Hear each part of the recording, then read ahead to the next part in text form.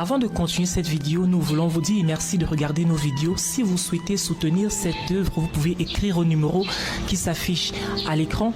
Et également, vous souvenir que nous avons notre librairie chrétienne où nous avons écrit plusieurs documents déjà aujourd'hui, parmi lesquels les généraux de Dieu. Donc, le lien dans la description de cette vidéo ou bien écrire au numéro qui s'affiche. Avant de continuer cette vidéo, n'oubliez pas de vous abonner à la chaîne et d'activer la cloche de notification afin de ne manquer aucune de nos prochaines publications. N'oubliez pas également de visiter notre librairie chrétienne. Le lien se trouve dans la description de cette vidéo. Que Dieu vous bénisse abondamment et bon visionnage. Imaginez un homme si audacieux qu'il ne craignait pas l'impossible. Un homme qui a vu des aveugles voir, des paralytiques marcher et des esprits maléfiques être vaincus. Tout cela par la puissance du nom de Jésus. Voici l'histoire de Lester Sumrall. Et ce que vous allez entendre maintenant va défier votre foi et embraser votre cœur pour le surnaturel. Restez avec moi jusqu'à la fin et découvrez comment Dieu a utilisé cet homme pour ébranler les cieux et la terre. Lester Frank Sumrall est né le 15 février 1913 à la Nouvelle-Orléans, en Louisiane. C'était un garçon comme tant d'autres, mais au sein de son foyer, il y avait une différence notable. Alors que son père était un homme incrédule, sa mère était une femme de prière fervente.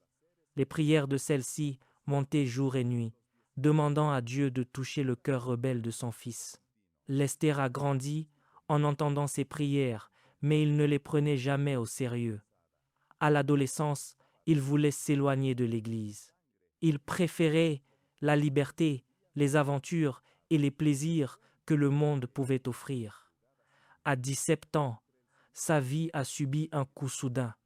Un diagnostic médical est tombé comme une sentence, une tuberculose avancée. Son corps était faible, la toux crachait du sang et les médecins lui ont dit que ses jours étaient comptés. C'est alors que, dans une nuit silencieuse, entre le son de sa propre respiration haletante et le poids de la mort qui approchait, Lester a eu une vision. D'un côté, il a vu un cercueil, de l'autre, une Bible ouverte, et il a entendu au fond de lui la voix claire de Dieu. Prêche l'Évangile ou tu mourras. La pièce est devenue toute petite devant la présence qui a rempli ce moment. Lester savait que c'était sa dernière chance. Les larmes aux yeux et le cœur battant à tout rompre, il s'est complètement abandonné au Seigneur. Il a promis que si Dieu lui rendait la vie, il passerait chaque jour à prêcher le message de la croix. Cette nuit-là, quelque chose a changé en lui. La peur est partie, remplacée par une détermination qui l'accompagnerait jusqu'à son dernier soupir. Le lendemain matin, quelque chose de miraculeux a commencé à se produire. Ses forces sont revenues peu à peu. La fièvre a disparu. La toux a diminué. Les médecins ne pouvaient pas l'expliquer, mais Lester le savait. Dieu avait prolongé sa vie pour un plan plus grand, et c'est ainsi qu'a commencé le voyage d'un homme qui ne reculerait plus jamais devant un défi, qui affronterait le monde avec audace et vivrait pour prouver que Jésus sauve, guérit, délivre et baptise encore du Saint-Esprit. Après sa guérison miraculeuse, Lester Sumrall n'a pas voulu attendre des assemblées ou des diplômes. Encore faible physiquement, mais le cœur enflammé par l'appel, il a commencé à prêcher dans de petites villes rurales des États-Unis. Son pupitre était simple, une caisse en bois improvisée, une Bible usée et une voix pleine de conviction. Il disait que si Dieu lui avait donné la vie, il en dépenserait chaque goutte pour prêcher l'Évangile. Bientôt, son audace a commencé à se faire remarquer. Lester n'avait pas peur de parler contre le péché, même quand cela dérangeait les personnes les plus influentes de la ville. Il prêchait avec autorité et le peuple sentait que ce n'était pas seulement un jeune homme qui parlait. Il y avait une puissance dans ses paroles, quelque chose qui transperçait l'âme. On raconte que lors d'un de ses premiers voyages, il est entré dans une ville où les bars étaient plus remplis que les églises. Lors du premier culte, seuls quelques curieux sont venus. Le deuxième jour, un groupe d'hommes ivres a essayé d'interrompre la prédication en riant et en criant.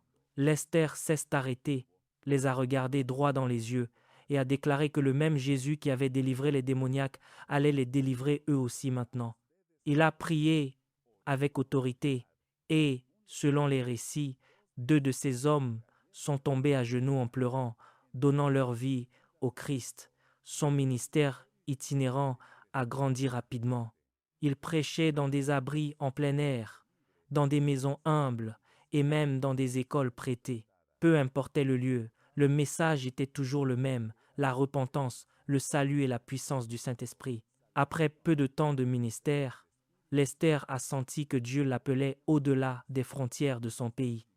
Le monde entier serait son champ missionnaire. Cette décision l'allait mener à des rencontres qui allaient non seulement façonner son ministère, mais aussi sa compréhension de la foi, de la prière et des dons spirituels. La première de ces rencontres allait avoir lieu de l'autre côté de l'océan avec un homme qui avait déjà une réputation de foi inébranlable, Smith Wigglesworth. C'était en 1934. Lester Sumrall, encore jeune, est arrivé en Angleterre lors de l'un de ses premiers voyages missionnaires internationaux. Là-bas, il a entendu parler d'un homme connu dans le monde pentecôtiste entier pour sa foi radicale et ses miracles extraordinaires, Smith Wigglesworth, l'apôtre de la foi.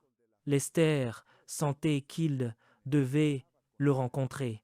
Après quelques contacts, il a réussi à organiser une visite. En arrivant, il a été reçu par un homme âgé, mais avec des yeux si vifs qu'il semblait traverser l'âme. Wigglesworth n'a pas perdu de temps avec les formalités. Il a demandé directement des nouvelles de la vie spirituelle de Lester, de sa prière, de son intimité avec Dieu. Puis, soudain, Wigglesworth s'est levé, a posé les mains sur la tête de Lester et a commencé à prier.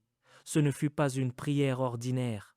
Des paroles pleines d'autorité résonnaient dans la pièce. « Seigneur, donne à ce jeune homme le même esprit de foi pour qu'il prêche ton évangile avec audace et voie des signes et des miracles accompagner la parole. » Lester a témoigné plus tard qu'à ce moment-là, il a senti comme un feu liquide traverser tout son corps. C'était comme si Dieu déposait en lui une nouvelle mesure de courage et d'onction. On raconte que lors d'un autre rendez-vous, Wigglesworth l'a serré dans ses bras et, les larmes aux yeux, a prophétisé qu'il allait voyager à travers le monde, voir des multitudes venir au Christ, et qu'un jour, quand lui-même s'en irait, l'onction qu'il portait serait sur lui. Ces moments avec Wigglesworth n'ont pas seulement été inspirants, ils ont été un tournant décisif. Lester est parti de là avec une conviction encore plus grande que l'Évangile devait être prêché avec une démonstration de puissance. Ce qu'il n'imaginait pas, c'est que quelques années plus tard, il serait au cœur de l'un des cas de délivrance les plus célèbres de l'histoire moderne, un événement qui allait changer le destin de toute une ville. L'année était 1953. Lester Sumrall était aux Philippines pour une série de réunions d'évangélisation lorsqu'il a entendu parler d'un cas étrange qui faisait la une des journaux. Dans la prison pour femmes de Manille, une jeune femme nommée Clarita Villanueva affirmait être attaquée par des forces invisibles. Ce n'étaient pas seulement des mots, les gardiens, les médecins et les journalistes ont constaté des marques de morsures et d'égratignures apparaissant sur son corps sans que personne ne la touche. Le cas était tellement hors du commun que même des autorités politiques se sont impliquées. Quand Lester Sumrall a connu l'histoire, quelque chose a brûlé en lui. Il a compris que ce n'était pas seulement un cas médical ou psychologique. Peut-être que c'était une bataille spirituelle. Animé par une audace que seul le Saint-Esprit peut donner, il a demandé l'autorisation de rendre visite à la jeune femme. En entrant dans la cellule, il a trouvé Clarita terrifiée, les yeux pleins de peur. Dès qu'il a commencé à prier au nom de Jésus, Clarita a hurlé comme si elle était attaquée à ce moment-ci. Lester, sans reculer, a déclaré d'une voix ferme, « Esprit maléfique, au nom de Jésus-Christ, relâche cette jeune femme. » L'atmosphère est devenue lourde. Les témoins ont dit que l'air semblait pesant et Clarita, se tordant de douleur, est tombée au sol. Lester a continué à prier, ordonnant à toute puissance démoniaque de quitter cette vie. Après des moments intenses, l'atmosphère a changé. Clarita s'est calmée, respirant profondément. Pour la première fois depuis des mois, elle était libre. On raconte qu'après cet épisode, même le maire de Manille a reconnu publiquement ce qui s'était passé et a demandé à Lester de rester dans la ville pour prêcher. Les campagnes ont grandi, des multitudes sont venues et des centaines de personnes ont donné leur vie au Christ. Ce qui avait commencé comme une histoire de terreur spirituelle s'est terminé par une effusion de salut. Pour Lester, cet événement a confirmé ce qu'il croyait déjà: la puissance du nom de Jésus est plus grande que n'importe quelle force des ténèbres. Et l'Église a été appelée à utiliser cette autorité. Après la délivrance de Clarita Villanueva, la réputation de Lester Sumrall en tant que prédicateur audacieux et homme de foi s'est répandue rapidement. Il a commencé à être invité à des campagnes dans différents pays et partout où il allait, l'attente était la même. Le Dieu qui agit aux Philippines pouvait agir là aussi. Lester n'avait pas peur d'être mis à l'épreuve. En de nombreuses occasions, devant des milliers de personnes, il lançait des défis publics qui rendaient même les autres pasteurs nerveux. Il disait que si Jésus ne faisait pas de miracle ce soir, il ne fallait plus jamais l'écouter. Et alors, il priait pour les malades avec une foi inébranlable. Des témoins racontent que des aveugles retrouvaient la vue, des sourds entendaient parfaitement et des paralytiques laissaient leurs béquilles au milieu de la foule. On dit qu'une fois, lors d'une campagne en Amérique latine, un homme a été apporté jusqu'à l'avant, complètement paralysé. Lester s'est mis à genoux, a posé la main sur lui et a déclaré à haute voix: « Au nom de Jésus, lève-toi et marche. » L'homme a hésité une seconde, puis il s'est levé, a commencé à marcher et s'est mis à courir partout sur la scène alors que la foule éclatait en applaudissements. Un autre récit, raconté de bouche à oreille, parle d'une campagne en Afrique où un sorcier local a tenté d'interrompre la prédication. Il a commencé à crier et à prononcer des malédictions contre Lester. Sans peur, il l'a pointé du doigt et a dit: « Tout esprit maléfique, tais-toi maintenant au nom de Jésus. » L'homme est tombé au sol, a eu des convulsions et a été délivré devant tout le monde. Peu après, il s'est converti. Pour Lester, la foi n'était pas seulement quelque chose à prêcher, c'était à vivre de façon pratique, sans recul ni excuse. Avec la flamme de l'Évangile qui brûlait en lui, Lester Sumrall ne pouvait pas s'imaginer bloqué dans un seul endroit. Il savait que l'appel qu'il avait reçu n'avait pas de frontières. Encore jeune, il a commencé à voyager à travers les villes et les villages, apportant un message qui tranchait comme une épée et guérissait comme un baume. Sa prédication était simple, mais chargée d'autorité spirituelle.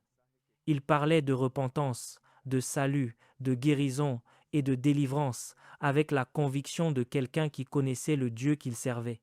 On dit que, lors de ses premiers voyages, Sumrall a fait face non seulement à la résistance spirituelle, mais aussi aux limites financières. Souvent, il prêchait sous des tentes improvisées, en plein air ou dans des hangars prêtés. On raconte qu'à une certaine occasion, alors qu'il n'avait pas d'argent pour louer un endroit, il a demandé une solution à Dieu. Et ce même après-midi, un agriculteur, qui n'était même pas chrétien, lui a offert une grange pour qu'il puisse prêcher dans ses campagnes. Des récits de guérison physique et spirituelle ont commencé à surgir. Des personnes qui arrivaient malades repartaient en marchant. Des hommes et des femmes tourmentés par l'oppression spirituelle étaient délivrés par la puissance du nom de Jésus. Sumrall n'avait pas peur d'affronter les ténèbres. Pour lui, prêcher l'Évangile incluait le fait de chasser les démons et de voir les captifs libérés. Mais le plus impressionnant était peut-être son audace. Il prêchait comme s'il savait que le ciel le soutenait. Dans ses paroles, il y avait une foi qui ne vacillait pas, même devant les circonstances les plus adverses. Peu importait qu'il y ait peu d'auditeurs ou une multitude, son message était le même: Christ sauve, guérit, délivre et reviendra bientôt. C'était le début d'une trajectoire qu'il allait mener à voyager dans plus de 100 pays, mais chaque étape était fermement enracinée dans sa vie de prière. C'était la base de tout ce qu'il faisait. Il n'allait nulle part sans chercher d'abord la direction de Dieu. Et cela a façonné chaque décision, chaque campagne et chaque porte qui s'est ouverte. La renommée de Lester Sumrall en tant que prédicateur audacieux et homme de foi a commencé à traverser les frontières. Il n'était pas rare qu'en arrivant dans une ville, il y ait déjà des multitudes qui l'attendaient, dont beaucoup étaient impatientes de voir un miracle. Il ne se contentait pas de parler de guérison. Il priait, imposait les mains et croyait de tout son être que Dieu agirait. On dit qu'à une certaine occasion, dans un petit village des Philippines, on lui a amené une femme complètement possédée par les démons, connue pour attaquer les gens dans la rue. Personne n'avait le courage de s'approcher. Lester est entré dans la pièce où elle se trouvait et d'un ton ferme a déclaré « Au nom de Jésus-Christ, sors d'elle ». L'atmosphère, dit-on, est devenue lourde pendant quelques secondes, puis la femme est tombée au sol complètement libre, pleurant et louant Dieu. Mais son audace ne se limitait pas à chasser les démons. Il croyait que la foi devait être pratique. On raconte qu'une autre fois, alors qu'il prêchait, quelqu'un a interrompu le culte en disant qu'un homme était mort à proximité. Lester n'a pas hésité, il s'est rendu sur place, a posé les mains sur le corps et a commencé à prier avec ferveur. Selon les témoins, l'homme a recommencé à respirer, à la stupeur de tous. La vie de prière de Lester Sumrall était intense. Il se levait tôt pour chercher Dieu, passant des heures en intercession. Pour lui, la prière n'était pas seulement un acte religieux, mais une rencontre réelle avec le Créateur. C'était de là que venait son courage pour affronter n'importe quel défi et croire en des miracles qui semblaient impossibles. Au fil des années, Lester Sumrall a commencé à diriger des campagnes qui ne rassemblaient pas seulement des centaines, mais des dizaines de milliers de personnes. Ces événements n'étaient pas de simples réunions religieuses, c'étaient de véritables champs de bataille où la puissance de Dieu se manifestait de manière tangible. Aux Philippines, pendant une série de campagnes, le mouvement du Saint-Esprit a été si intense que des églises entières sont nées pratiquement du jour au lendemain.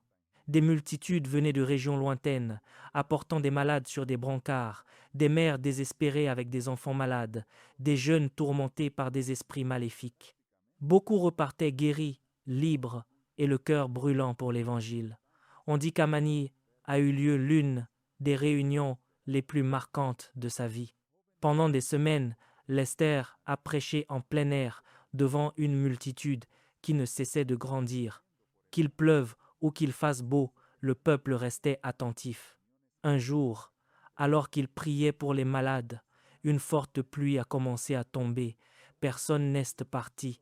Au milieu de la tempête, des dizaines de personnes ont commencé à crier, affirmant qu'elles avaient été guéries à ce moment exact.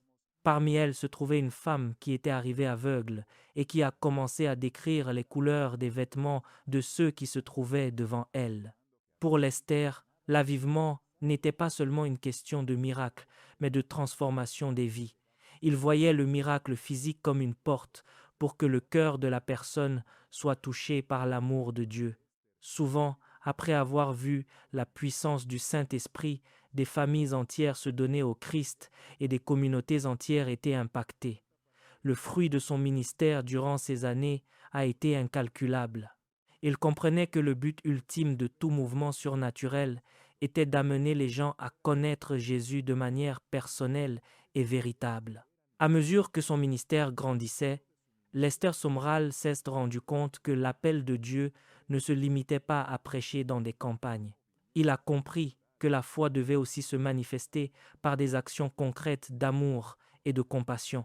C'est ainsi qu'il a fondé diverses missions et œuvres humanitaires aidant les enfants, les familles pauvres et les personnes marginalisées à travers le monde.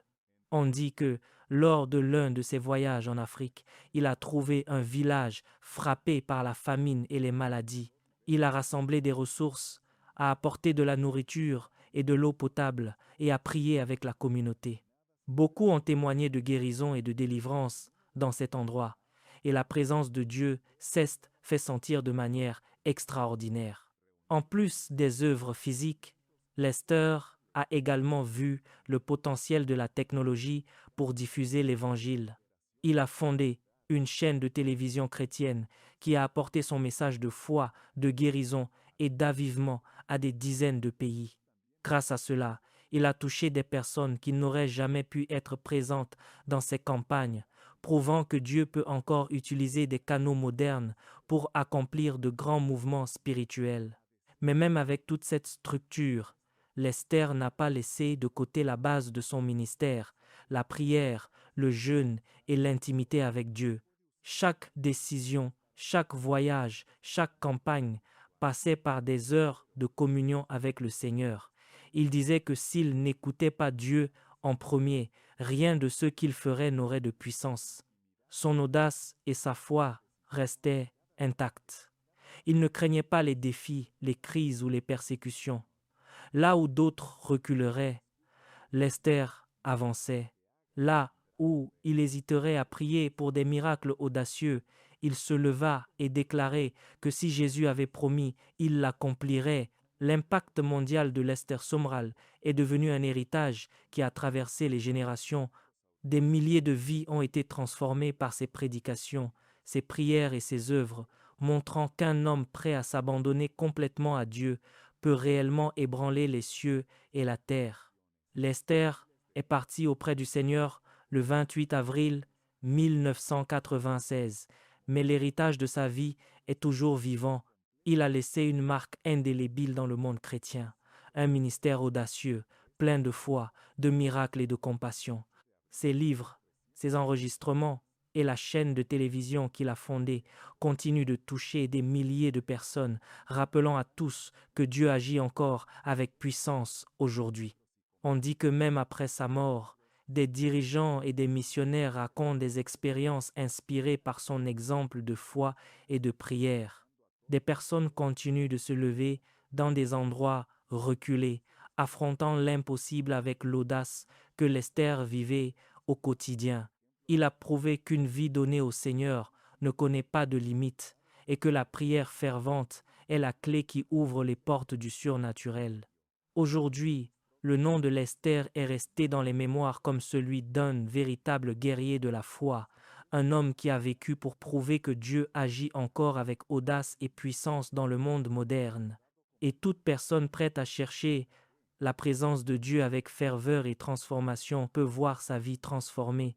Et c'est ainsi que se termine l'histoire d'un homme qui n'a pas reculé devant l'impossible, dont la vie continue d'inspirer des générations à vivre avec courage, prière et une foi inébranlable. Alléluia. Merci d'avoir regardé cette vidéo. N'oubliez pas de télécharger notre livre Les Généraux de Dieu pour davantage connaître l'histoire de ces généraux de Dieu. C'est plus de 100 histoires inspirantes, 25 biographies à l'intérieur. Que Dieu vous bénisse abondamment.